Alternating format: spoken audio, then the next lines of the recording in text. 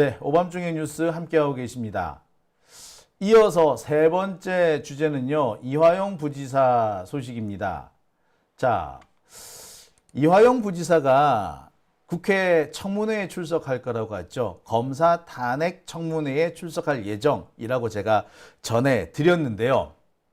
이 얘기는 사실 한 달 전부터 나왔습니다. 그리고 한 달 전부터 이런 얘기가 나오니까 법원도 그렇고요. 검찰도 그렇고 아주 난리가 났어요. 그것 때문이겠죠. 법원이나 검찰 입장에서는 어떻게 하든 간에 이화영 부지사가 국회에 나가는 걸 막아야 될 겁니다. 근데 나가지 말라고 이렇게 물리적으로 뭘 한다든지 하면은, 혹은 또 협박을 한다든지 하면은 더 반발감이 커질 것 같으니까 약간 좀 우회하는 방법을 택한 것 같아요. 거기 청문회 나가면은 재판에 갔을 때 재판에서는 오히려 불리할 수 있다. 뭐 이런 식의 얘기를 슬슬 찔러 넣은 것 같습니다. 변호인 측에. 그래서 그렇겠죠. 변호인 측에서는 당연히 그런 얘기가 들으면은 곰심을 안 할 수가 없어요. 에이, 뭐 설마 그러겠느냐라는 생각도 있고, 한편으로는 그게 말이나 되느냐 뭐 이런 생각도 있지만, 아무리 그런 생각을 가지고 있다고 하더라도 옆에서 자꾸 뭐라 시불시불 하면은 그런가? 고민 안 할 수가 없거든요. 그래서 아마 그랬을 겁니다.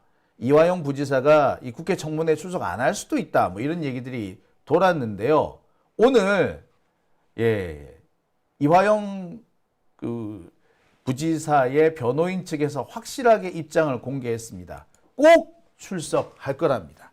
꼭 출석해서 지금까지 보여주었던 그 어떤 내용보다도 확실하게 사자후를 쏟아내겠다라고 다짐을 했습니다.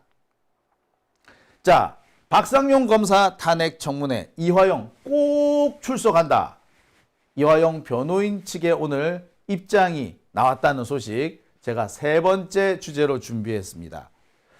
이화영 지사의 이 국회 출석은요, 검찰도 상당히 걱정을 하고 있지만 이 저쪽 당, 소위 말해서 저 국진당들 쪽에서도 상당히 신경 쓰이는 부분인 것 같습니다. 이화영 부지사가 국회 청문회에 출석한다, 출석할 수도 있다 라는 얘기가 나왔을 때부터, 야, 뭐 국회에서 재판을 하냐, 국회에서 대질을 할 거냐, 이런 식으로 생트집을 잡았습니다. 중앙일보 같은 경우에는요, 엊그저께 이런 기사를 냈어요.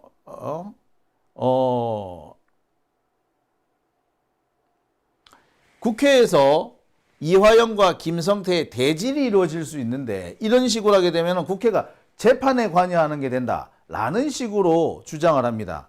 이거 생트집이자 억지예요. 국회에서 진실 발견을 위해서 이 청문회를 하는 겁니다. 그리고 만약에 사법부가 잘못된 길을 갈 때, 혹은 검찰이 잘못된 길을 갈 때 국회는 가만히 보고 있어야 되나요? 아니요. 사법부나 행정부는 솔직히 말하자면 왕권에 의해서 만들어진, 국가 권력에 의해서 만들어진 그런 곳입니다. 하지만 입법부, 국회는요, 오롯이 국민의 대표로만 만들어지는 겁니다. 따라서 입법부는 행정부나 사법부가 잘못된 길을 갈 때 견제, 통제할 의무와 권한이 있어요. 사법부는 선출되지 않은 권력이잖아요. 선출이 안 됐어. 임명됐어. 임명된 사람들이 자기들은 사법부다, 우리는 사법부다라는 이유로 국회의 통제를 안 받겠다라고 하는 건 억지예요. 재판 과정에 함부로 개입해서는 아니 되겠으나, 그래서 재판에 외압을 행사해서는 안 되겠으나, 이게 과연 제대로 되고 있냐, 법원이 제대로 재판을 하느냐, 검사나 판사들이 엉뚱한 짓을 하고 있지는 않느냐, 이런 걸 감시하는 것은 당연히 해야 됩니다. 따라서 이들의 행동이 올바른지 안 한지, 검사나 판사가 법에 맞는 재판을 하고 있는지 안 하는지 감시하고 감독해야 되는 게, 그게 국회인 겁니다. 따라서 청문회 여는 거 당연해요. 제가 늘 말씀드립니다만 삼권 분립의 핵심은요, 행정부나 사법부가 아니고요, 국회입니다. 국회. 의회예요, 의회. 의회가 행정부로부터 독립해 있고 사법부로부터도 독립해 있고, 또한 국회가 사법부와 행정부를 적절히 견제할 수 있어야, 그래야지 국회가 제대로 된 국회인 겁니다. 지금까지 보면은 사법부 같은 경우에는 지들이 재판권을 가지고 있다는 이유로 입법부, 국회에 대해서 함부로 해왔지만, 그렇다고 해서 국회가 사법부를 통제할 수 있는 방법이 없었어. 예산 말고는. 그런데 사법부들이 어떻게 합니까? 선출되지도 않은 것들이 국민의 대표를 막 날리다가 이제 재미를 붙이니까 이제 자기들이 국민의 대표 머리 위에 올라가려고 하고 있잖아요. 이런 거는 막아야 되죠. 그 막을 수 있는 가장 좋은 수단이 공개된 청문회인 겁니다. 자, 청문회 여는 걸 가지고 이걸 왜 문제시 삼습니까? 자, 이걸 문제 삼는 거는요, 조중동을 비롯한 적폐, 언론 적폐, 검찰, 그리고 법원, 이들 적폐 세력들한테는 이 청문회 자체가 엄청 껄끄럽기 때문이고 엄청 두렵기 때문입니다. 지금까지 그들이 카르텔을 형성해서 지들 멋대로 재판권이다라는 것을 핑계 삼아서 지들이 월권을 행사했는데, 이게 고스란히 폭로되고 온 국민 앞에 쫙 펼쳐질 거기 때문에 그게 두려운 거죠. 그래서 온갖 꼬투리를 다 잡으려고 하는 겁니다. 이게 지금의 상황이에요. 그러니까 이화영 부지사가 청문회에 나오는 게 엄청 두렵겠죠. 두려우니 막으려고 한 겁니다. 자,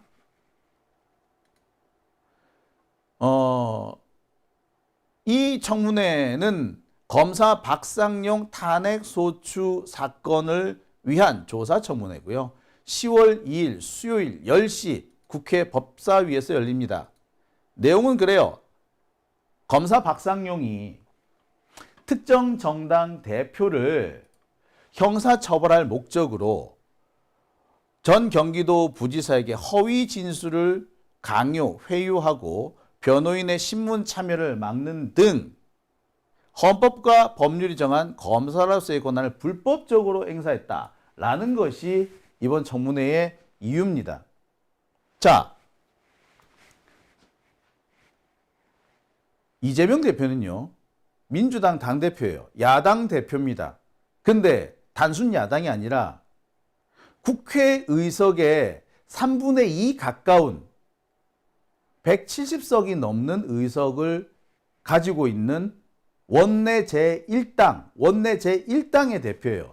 이 사람을 끊임없이 괴롭혔고 이 사람을 정치적으로 무력화시키기 위해서 계속해서 잘못된 재판을 해왔습니다. 그게 박상용이에요. 그에 대한 조사를 하는 건 당연한 겁니다. 검찰이, 법원이 국회에 끼어든 거예요. 정치에 개입한 겁니다. 자, 미국 헌법 이론 중에 이런 것이 있어요. 정치적 사건이 있을 경우에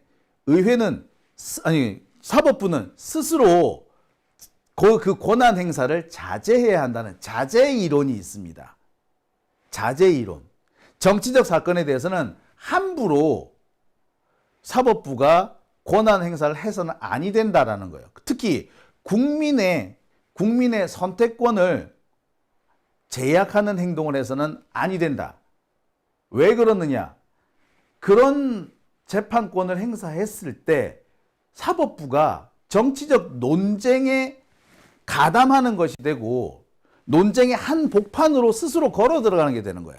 자, 사법부가 정치적 사건에 대해서 마구 결론을 내려버리면 사법부의 판결 자체가 정치화되는 거 아니에요? 사법부의 판결은 정치적 판결이 돼버리는 겁니다. 그것이 아무리 옳은 것이든 그런 것이든 마찬가지잖아요. 그러니까 사법부는 어떻게 된다? 예, 이런 부분은 정치가 해결해야 될 부분이고 국민이 선택해야 할 부분이지 함부로 우리가 나서서는 아니 된다라는 판단을 내리게 되는 겁니다. 이게 바로 뭐다? 예, 미국 헌법 이론 중에 사법부의 자제 이론이라는 거예요. 사법권 행사의 자제 이론. 근데 이런 것까지 얘기해야 되나? 예. 한때 우리나라에서는 사법부가 독재 권력을 옹호하기 위해서, 독재 권력에 눈 감기 위해서 이런 사법부 자제 이론을 상당히 많이 신봉했었어요. 하지만 지금은 국가 권력이나 사법 권력 혹은 국가 처벌권, 국가 형벌권을 남용해서 정치적인 어떤 탄압이 벌어지고 있는 상황이잖아요. 이 상황에서는 사법부가 함부로 재판하겠다고 뛰어들 것이 아니라 우리는 이 부분에서 자제하겠습니다라고 뒤로 물러서 주는 게 맞는 겁니다. 이게 바로 뭐다? 사법부의 자제 이론이라는 거예요. 물론 여기에 반대해가지고 사법 적극론 뭐 이런 거, 사법 적극주의 뭐 이런 것도 있습니다만 아무튼 그런 겁니다. 자,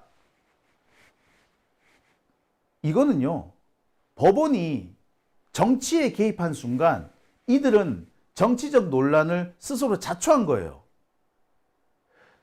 법원이 정치적 논란에 개입할 수밖에 없을 때 쓰는 기구가 뭡니까? 예, 그게 사실 헌법재판소예요. 사실은. 그리고 이 부분에서 적극적인 제대로 역할을 해줘야 되는 데가 사실 대법원이고 하여튼 뭐 그래요. 아무튼 특정 정당 대표의 형사처벌을 목적으로 하는 이런 검찰권 행사가 있었으면 여기에 사법부가 적절히 제어를 해주지 못했다면 당연히 국회가 이 사안을 조사하는 것은 의무에 해당되는 겁니다. 우리나라 이 뭐 법학자들도 그렇고 법조인들도 그렇고 자신들이 가지고 있는 이 법률 지식을 특정 정치 세력을 위해서 악용을 하고 있는데 가장 중요한 것은 삼권 분립의 원리나 기본 취지입니다. 삼권 분립의 원리와 기본 취지는 뭐냐? 바로 국회예요. 국회. 의회가 행정권으로부터 혹은 사법권으로부터 독립해서 사법권과 행정권을 견제할 수 있어야 한다. 이게 삼권 분립의 핵심이에요. 왜?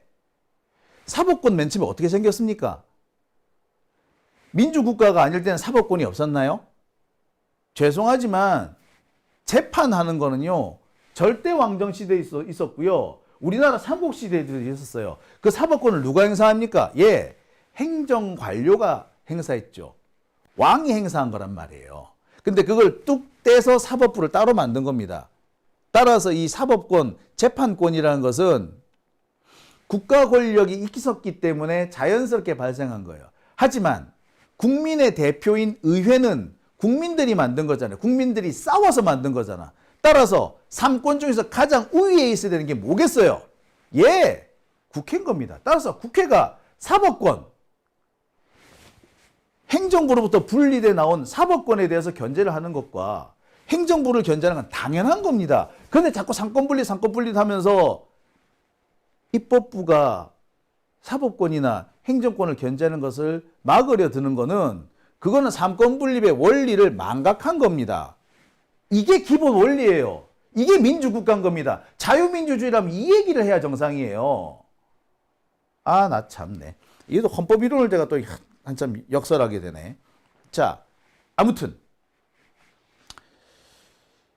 뭐 조중동이든 얘네들이 지금 이 난리를 치는 이유가 뭐냐?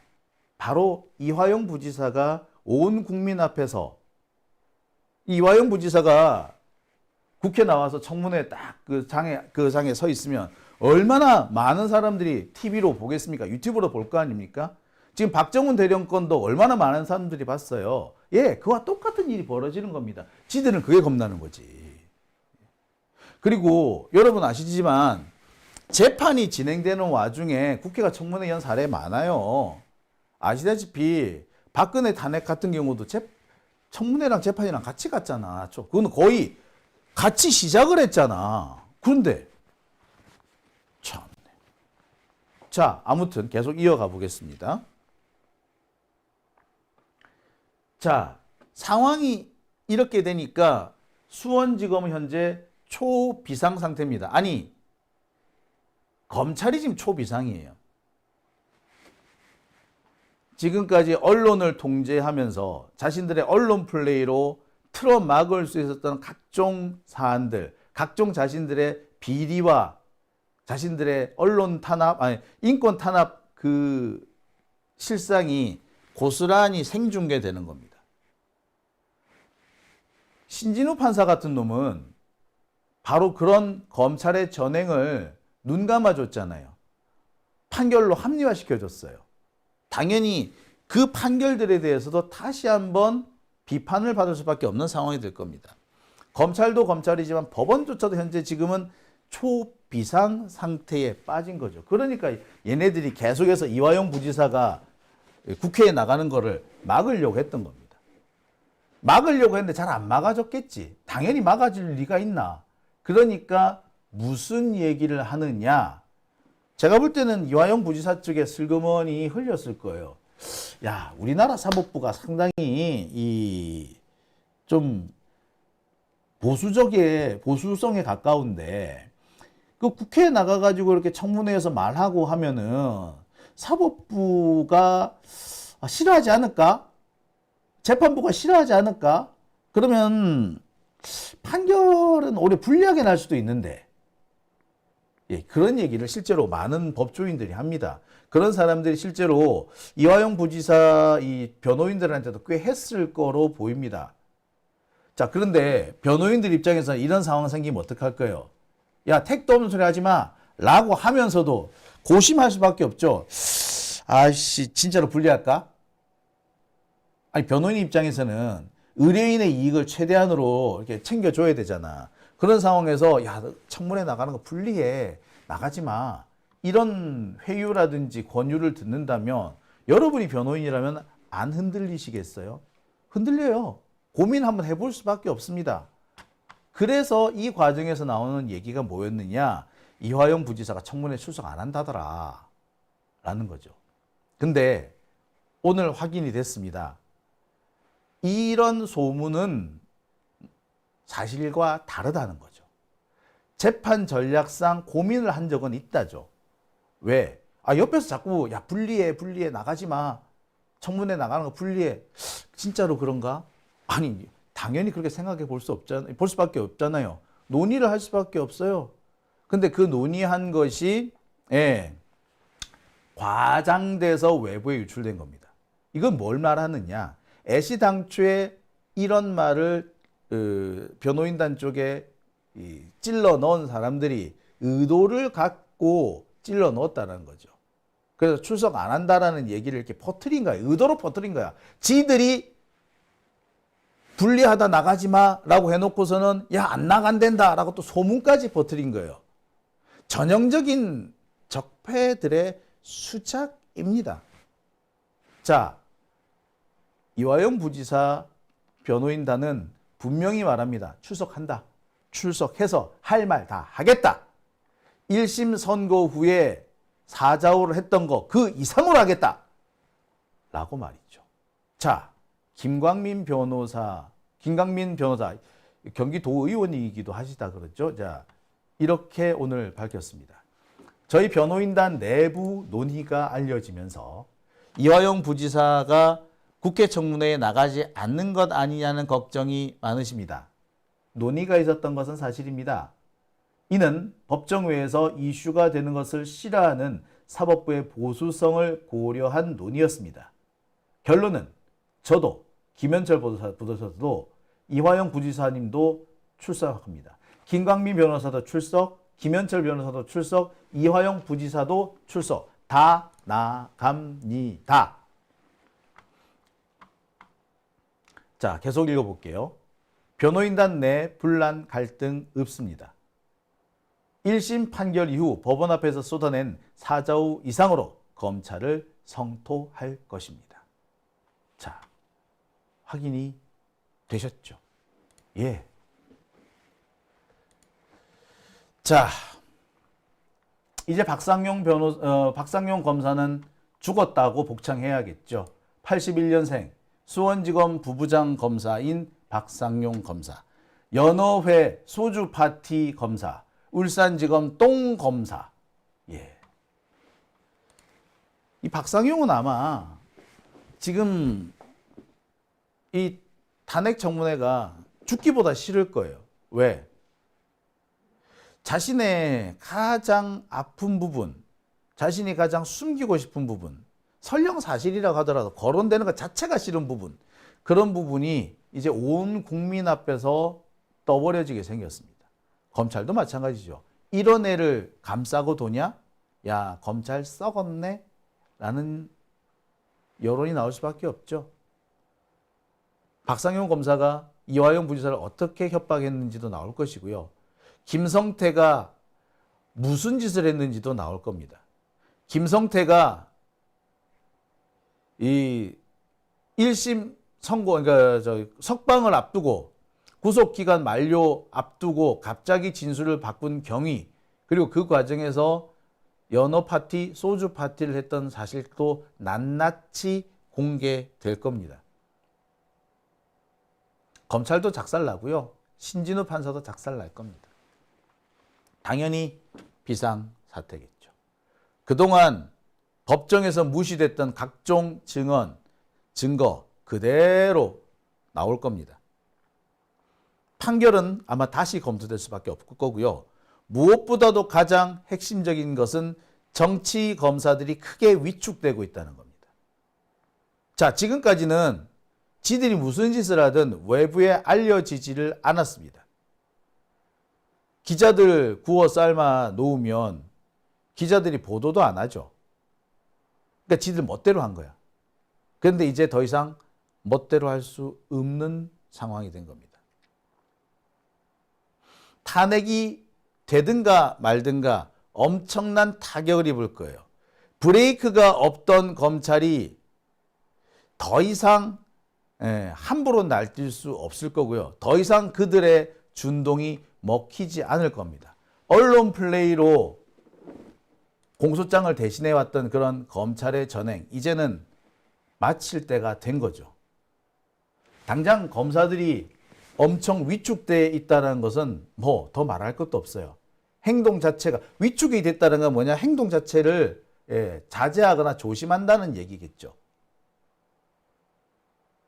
진짜 끝간데 모르고 하늘 높은 줄 모르고 날뛰던 검사들이 이제 눈에 띄게 조심을 하는 모습 보입니다. 근데 이미 늦었죠. 그러니까 앞으로 우리가 이런 검사 탄핵을 쉼없이 이어가야 하며 확실한 증거가 나올 때까지 이 문제를 계속 끌고 가야 한다라는 그런 결론에 도달할 수 있지 않을까라고 생각해 봅니다. 아마 곧바로 이렇게 되면은 검찰의 이 아주 강고해 보이는 조직 논리도 무너지기 시작할 거고요. 여기저기에서 뭔가 많은 정보들이 새어나오지 않을까요? 그렇게 하나씩 둘씩 나오기 시작하면 검찰 독재 정권도 무너질 겁니다. 이미 여기저기에서 삐걱거리는 소리, 여기저기에서 정보가 새어나오는 소리 우리가 듣고 있지 않습니까? 그렇죠?